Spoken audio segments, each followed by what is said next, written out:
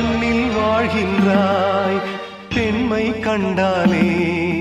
தாய்மை காண்கின்றாய் பலர் பூஜை கொண்டாடும் பூவாய் வாழ்கின்றாய்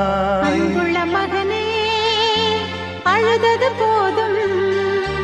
புன்னகை சிந்து இனி பூக்களின் மாதம்